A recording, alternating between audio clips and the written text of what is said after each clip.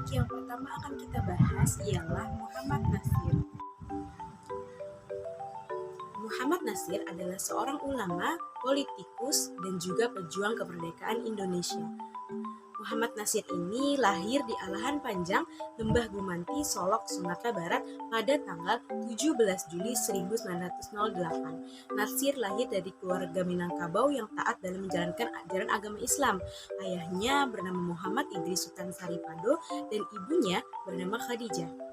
Pada tahun 1938, Nasir mulai aktif di politik dengan bergabung dalam Partai Islam Indonesia atau PII dalam periode tahun 1940 sampai 1942. Nasir kemudian menjadi Ketua PII Bandung.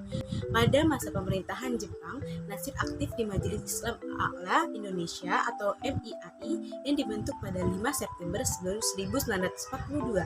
Ya, MIAI ini kemudian berganti nama menjadi Majelis Syura Muslimin Indonesia atau yang bisa disebut Masyumi, dan itu juga Nasir menjadi kepala bagian pendidikan Kota Madya Bandung pada periode 1942 sampai 1945.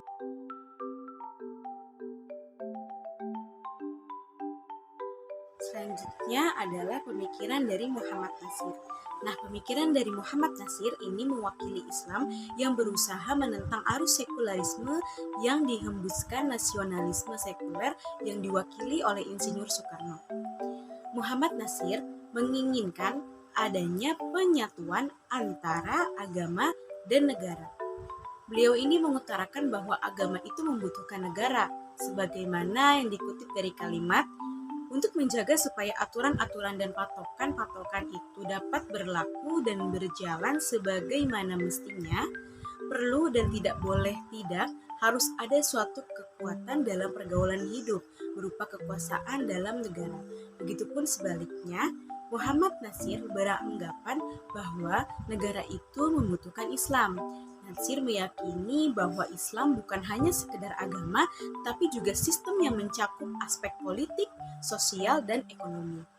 Muhammad Nasir menekankan pentingnya menerapkan prinsip-prinsip Islam dalam pembentukan kebijakan dan pemerintahan.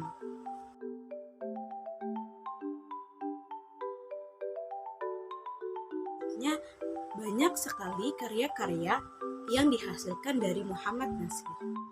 Karya-karya pemikiran Muhammad Nasir terlihat dalam karya-karya tulisnya, baik dalam bidang keislaman, bidang kedakwaan, bidang kependidikan, bidang kenegaraan, bidang kepolitikan maupun dalam segala aspeknya. Yang pertama, karya ilmiah yang berkenaan dengan keislaman diantaranya adalah yang pertama, Islam sebagai ideologi yang dimana dicetuskan oleh Pustaka Aida pada tahun 1951. Kemudian yang kedua itu ada Islam dan Akal Merdeka pada tahun 1969, dan yang ketiga ada Islam dan Kristen Indonesia pada tahun 1969.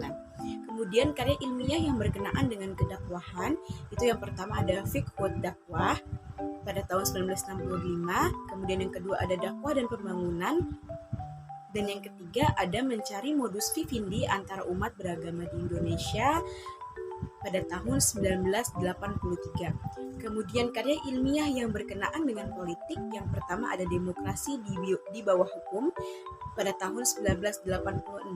Kemudian yang kedua ada Agama dan Negara dalam Perspektif Islam pada tahun 2001, dan yang ketiga ada Indonesia di Persimpangan Jalan pada tahun 1984. Kemudian karya ilmiah yang berkenaan dengan berbagai aspeknya itu yang pertama ada Capita Selecta yaitu pada tahun 1954, kemudian yang kedua ada Capita Selecta 2 pada tahun 1957. Itu adalah beberapa karya dari Muhammad Nasir dalam berbagai bidang. 2. Nurcholish Madjid. A. Biografi. Nurcholish Madjid alias Cak Nur merupakan cendekiawan muslim ternama di tanah air. Beliau dikenal sebagai tokoh pembaruan pemikiran Islam yang menyampaikan gagasan tentang sekularisasi dan pluralisme. Nurcholish Madjid alias Cak Nur lahir pada 17 Maret 1939 di Jombang, Jawa Timur. Ia berasal dari keluarga kiai terpandang di Dusun Mojoanyar, Kabupaten Jombang, Jawa Timur. Beliau merupakan putra dari pasangan Kiai Haji Abdul Majid, pendukung Masyumi, dan Fatonah, yang merupakan putri Kiai Abdullah Sajat dari Kediri. Cak Nur mengenyam pendidikan di S1 dan S2 di IAIN Jakarta. Selama berkuliah, ia menjabat sebagai Ketua Umum Himpunan Mahasiswa atau HMI. Kemudian beliau melanjutkan studi doktoral di Universitas Chicago, Amerika Serikat hingga 1948. Ketika berada di negeri Paman Sam, Cak Nur mendapat kesempatan untuk memandang kondisi Islam secara global. Hal itu pun mendorongnya untuk membuat nilai dasar perjuangan HMI yang kini menjadi buku pegangan ideologis HMI.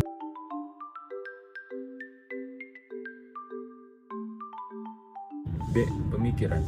1. Islam Yes, Partai Islam No. Islam Yes, Partai Islam No adalah sebuah slogan yang dicetuskan oleh cendekiawan Muslim Indonesia Nurcholish Madjid atau Cak Nur pada 1950-an. Partai-partai Islam di Indonesia menyebarkan pandangan bahwa umat Islam hanya boleh memilih partai Islam. Banyak ulama Muslim bergabung dalam perlombaan yang menggarisbawahi pendekatan yang menyebarkan gagasan bahwa suara Islam terkait dengan akhirat di surga. Pemilih dengan latar belakang inilah cendekiawan Muslim terkemuka Nurcholish Madjid meluncurkan slogan Islam Ya, Partai Islam No. Pada tahun 1970-an, slogan tersebut menjadi sangat populer dan akhirnya memungkinkan pemilih Muslim untuk memisahkan agama mereka dari orientasi politik mereka. Dia menegaskan bahwa Islam dan partai-partai Islam tidak identik satu sama lain, karena Islam tidak dapat direduksi menjadi ideologi politik belaka. Dalam pandangan Madjid, mengidentifikasi Islam dan partai-partai Islam tidak hanya salah, tapi juga bahaya. Karena jika suatu saat, dan ini sudah terjadi, para politisi dari partai-partai Islam melakukan tindakan keji, maka Islam sebagai agama bisa dianggap tercela. Begitu juga jika sebuah partai Islam kalah, maka Islam akan terlihat kalah. Dalam konteks ini menyadari kekeliruan yang dirasakan dalam mengislamkan sistem politik.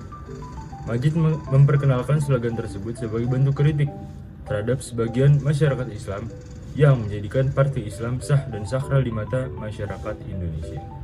2. Gagasan pembaruan pendidikan. Nurcholish Madjid memiliki pandangan yang progresif terkait dengan pembaruan pendidikan di Indonesia. Cak Nur menempatkan penekanan pada perlunya transformasi yang menyeluruh dalam sistem pendidikan dan kurikulum hingga metode pengajaran yang mendasar kepada nilai-nilai keislaman untuk mempersiapkan generasi yang berkualitas dan lebih kritis dan siap menghadapi tuntutan zaman.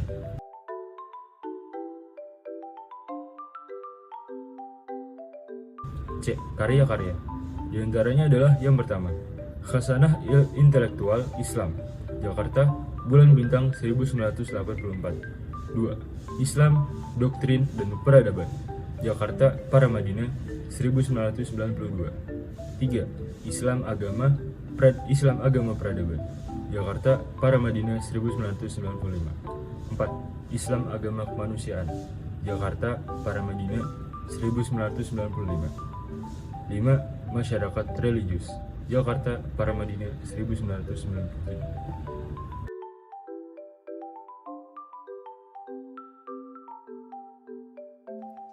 Abdurrahman Wahid alias Gus Dur lahir di Jombang, Jawa Timur pada tanggal 4 Agustus 1940. Beliau merupakan putra dari Kiai Haji Wahid Hashim, yaitu pendiri Jamiah NU dan Pondok Pesantren Tubuh Ireng, dan ibunya yaitu Hajah Solehah, putri dari pendiri pesantren Denanyar. Pada tahun 1949, ayahnya diangkat menjadi Menteri Agama. Pendidikan politiknya dimulai sejak kecil dikarenakan banyak tamu politik yang datang ke rumahnya. Pada tahun 1953, ia dan ayahnya mengalami kecelakaan fatal yang menyebabkan kematian ayahnya. Setelah era Soeharto, Gus Dur disoroti sebagai pemimpin potensial untuk membentuk partai politik. Hal ini diketahui dari banyaknya orang dari komunitas NU yang mendesak hal tersebut. Akhirnya pada Juli 1998, beliau setuju membentuk PKB, yaitu Partai Kebangkitan Bangsa, dan menjabat sebagai Ketua Dewan Penasehat. PKB kemudian beraliansi dengan PDIP dan Gus Dur diusung sebagai kandidat presiden oleh Poros Tengah pada Oktober 1999. Poros Tengah ini berisi partai-partai politik Muslim yang dibentuk oleh Amin Rais. Meskipun awalnya Megawati Soekarno Putri adalah favorit, namun akhirnya Gus Dur yang terpilih sebagai Presiden Indonesia keempat pada tanggal 20 Oktober 1999 dengan perolehan sebesar 373 suara MPR, mengalahkan Megawati yang hanya sebesar 313 suara MPR. Sebagai Presiden keempat, Gus Dur menjadi perekat dalam situasi politik yang saat itu sedang tegang, meskipun perjalanan politiknya penuh liku-liku.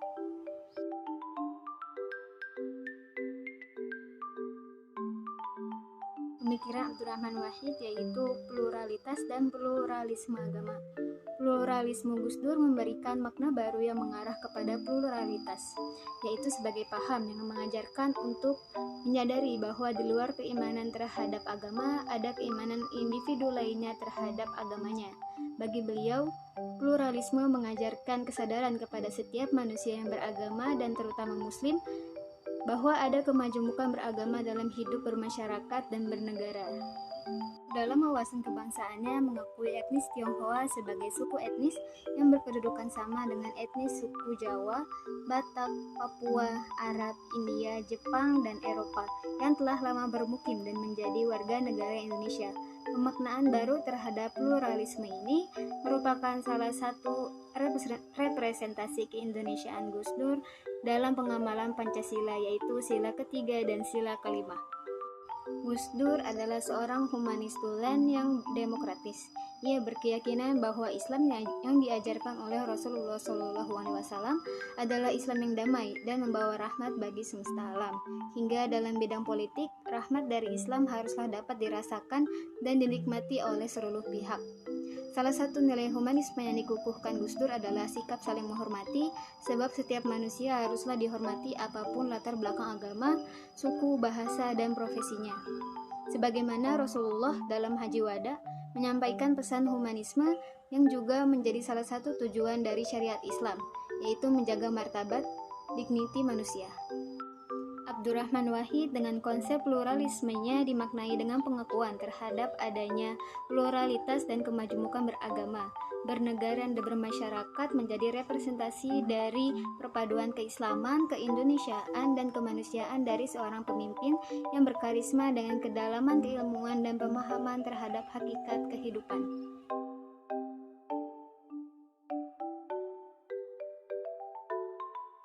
Ada banyak karya yang dihasilkan oleh Gus Dur, diantaranya yaitu buku berjudul Islam, Negara, dan Demokrasi, buku kedua Islamku, Islam Anda, Islam Kita, dan buku ketiga Muslim di Tengah Pergumulan, keempat Mengurai Hubungan Agama dan Negara, yang kelima Islam Kosmopolitan, yang keenam Gila Gus Dur.